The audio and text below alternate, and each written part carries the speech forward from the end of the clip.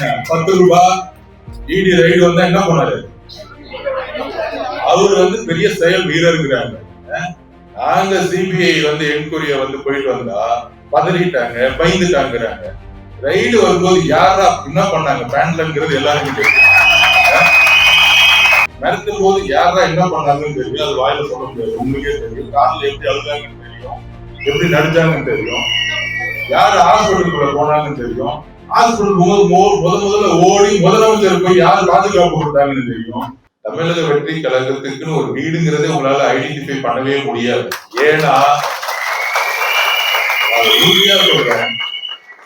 உறுதியா சொல்றேன், திமுக மாவட்ட செயலர் வீடா இருந்தாலும் சரி, திமுக அமைச்சர் வீடா இருந்தாலும் சரி, அங்க இருக்கக்கூடிய பெண்களும் மனைவிமார்களும் பிள்ளைகளும் டிவிக்கு தான் ஓட்டு போடணும் முடிவு எடுத்துட்டாங்க. இது தெரியாம திமுக அமைச்சர்கள் எல்லாம் தேடி ஆளு தேடி பிடிச்சிட்டு இருக்காங்க. இப்ப எப்படி ஆயிடுச்சுன்னா திமுக உண்மையான அதிமுக ஆயிடுச்சு. அண்ணா செங்கோட்டை என்ன திமுக உண்மையான அதிமுக ஆயிடுச்சு. எப்படின்னு பாத்தீங்கன்னா இன்னைக்கு திமுக இருக்கவங்க எல்லாருமே நேற்று சேர்ந்த வைத்திலிங்கம் முதல் கொண்டு எல்லாருமே அதிமுக தான் இருக்காங்க. நானும் பார்த்துட்டே இருக்கேன். இங்க சேகர் பாபுங்கிறாங்க, அங்க வேலுங்கிறாங்க, இங்க வைத்திலிங்கிறாங்க, அந்த பக்கம் கேகேஆருங்கிறாங்க, அந்த தூத்துக்குடி பக்கம் சொல்லுங்க நீங்களே யாருங்க அனிதா கிருஷ்ணங்கிறாங்க. அப்ப பாவம் திமுக 50 வருஷமா வேலை பார்த்தவங்க எல்லாம் என்ன ஆயிட்டாங்க, வெளியே கிளம்பு. அப்புறம் புதுசா யார் வந்தது, நம்ம 10 ரூபாய் பேரெல்லாம் சொல்லாதீங்க, அவ்வளவு பெரிய ஆளு கிடையாது. 10 ரூபாய் இடி ரைடு வந்தா என்ன பண்ணாரு?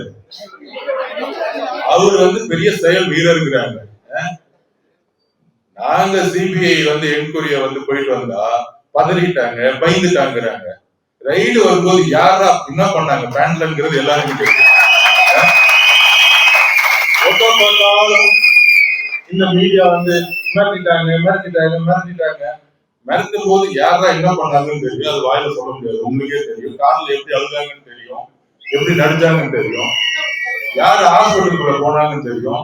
ஹாஸ்பிட்டல் முதல்ல ஓடி முதலமைச்சர் போய் யாரு பாதுகாப்பு கொடுத்தாங்கன்னு தெரியும். ஏன்னா அவரை தொட்ட முதலமைச்சர் குடும்ப மாட்டேங்கும், அவ்வளவுதான் மேட்டர்.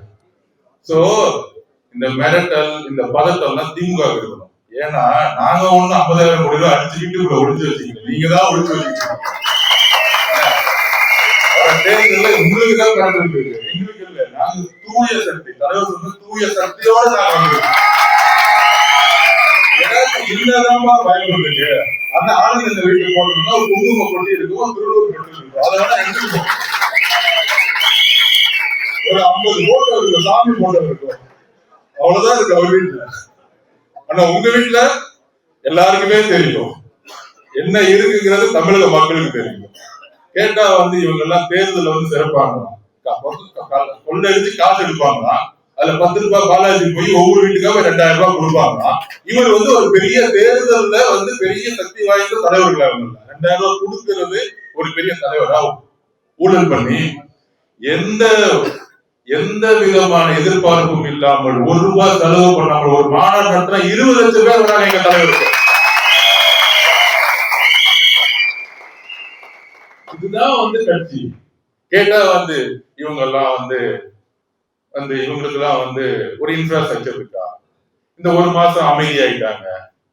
அமைதியா இருந்ததுக்கான மீட்டிங் நாளைக்கு நடக்கும். ஏன் அமைதியா இருந்தாங்கன்னு உங்களுக்கு தெரியும். இந்த 1 மாசம் என்ன சொல்லிட்டு இருக்காரு எங்க தலைவருடைய கட்டளையிலிருந்து இந்த 1 மாசத்துல ஆனந்தன் என்ன செஞ்சுட்டு இருந்தாரு, செங்கோட்டையான் என்ன செஞ்சுட்டு இருந்தாரு, நாங்க என்ன செஞ்சுட்டு இருந்தோம், கட்சியில் இருக்கிற ஒட்டுமொத்த மாவட்டத்தில் செஞ்சுட்டு இருந்தது நாளைக்கு தெரியும். தமிழகத்தில் முதல் முறையாக ஒரு ஒன்றிய செயலாளர், நகர செயலர், வார்டு செயலரோட மீட்டிங் நாளைக்கு நடக்க போகுது மைக்ரோ லெவல்ல. என்ன கட்சி வெற்றி பண்ணிருக்கு, இந்த 1 மாசம் என்ன செஞ்சங்கிறது நாளைக்கு தெரியும் உங்களுக்கு. மீட்டிங்ல நாளைக்கு தலைவருடைய பேச்சுல தெரியும். அதனால உங்ககிட்ட மீடியா இருக்கு, நீங்க பேசுறது மட்டும்தான் யூடியூப்ல கேட்க முடியும். இது எல்லாம் மக்களுக்கு தெரியும். 2011 ஒரு சேனல் வச்சுக்கிட்டு ஜெயலலிதா படத்தை பார்த்தாங்க. ஆனா ஒட்டு மொத்தமா ஜெயலலிதா வின் பண்ணி போயிட்டே இருக்காங்க. அதே மாதிரி இங்க 2011 ஸ்வீப் எலெக்ஷன் தலைவர் ஏற்படுத்துவாங்க. எத்தனை கூட்டணி வேணா உருவாக்கிக்குவாங்க, எத்தனை கூட்டணியை உருவாக்கிக்குவாங்க.